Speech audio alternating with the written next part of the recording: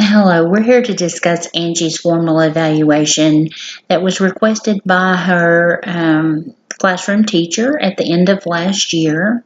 She felt like Angie was significantly delayed in some areas of her learning and wanted to find out if she would qualify for special education services. And so you agreed to have the evaluation done, and we're going to go over the results. The first thing that is measured in a formal assessment is the student's IQ, and we do this with an assessment called the Reynolds Intelligence Assessment, and it basically tests the memory of the student and the ability to recall facts of information that have been gained, and we use this in our education because so many things everything we learn requires us to recall information that we have either just learned or we have learned in the past. This Reynolds assessment is broken down into different areas. The student is given a guess what section to where they have to guess what will happen next, verbal reasoning, the odd item out, and then also what's missing. And so there is a nonverbal score on this assessment as well as a verbal score, and then a combination of those for a composite score. And Angie had a composite score of 73, which is in the 4th percentile, which means 96% of students did better than she did out of 100 students. And so that means that there is a significant delay in Angie's intelligence, and is something that we're going to need to look further at.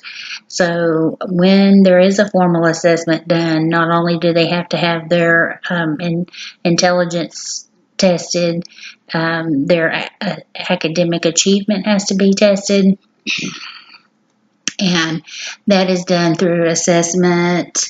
The first one that Angie was conducted with Angie was called the Woodcock-Johnson, and it is broke down into several subtests that measure reading, basic reading skills, letter identification, applied problems, spelling, math calculations, and writing and word attack. And she did score well below average in all of those areas. Her highest scores were in spelling and reading comprehension. So those are going to be her two areas of strength. Even though she scored below average in those areas, the other areas she scored well below where she should be.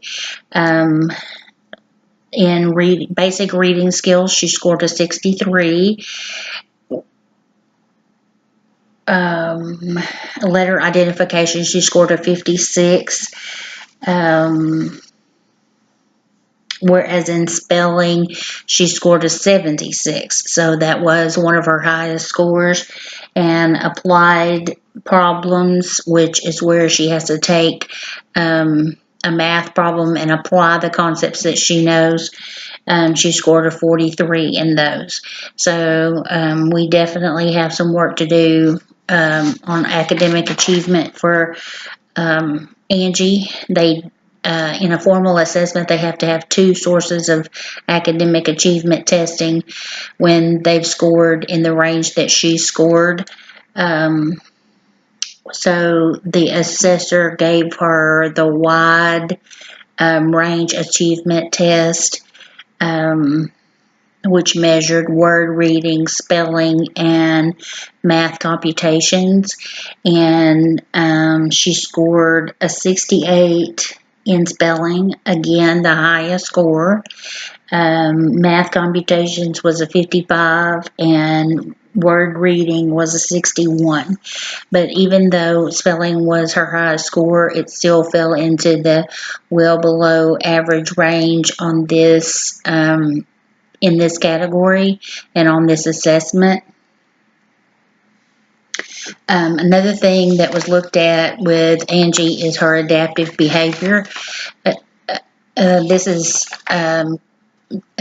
assessed by the BASC, and a questionnaire is given to the teacher as well as the parent, and then the answers are compared to her with each other to find out if the parent and the teacher both say that certain behaviors are significant.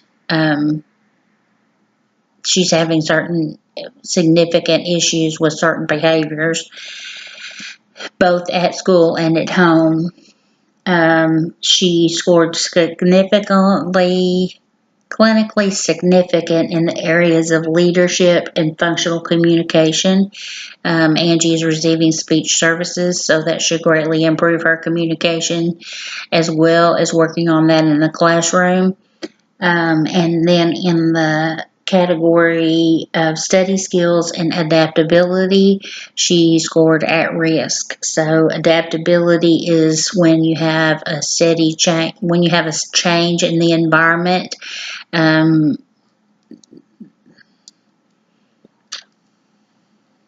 That's probably one of the areas that she has problems with, simply because of her attention span. Also, the Berry Britannica developmental test for visual motor integration was given to her as a part of this assessment, and she scored a standard score of 75, and that is in the 5th percentile, which means 95% of students in her age group scored better than she did, leaving that in the below average category. So to summarize, Angie's IQ fell in the range of 72 to 81, and that tells us that she's significantly delayed, and that we need to use these test results to determine what disability category that Angie falls into, and also her achievement will be another deciding factor in that decision. She fell well below average in reading skills, math computations, and writing skills and word ID.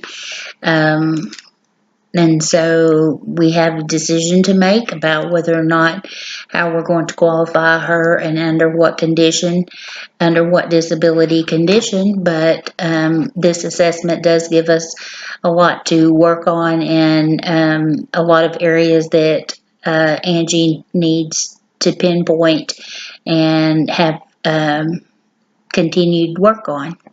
Thank you.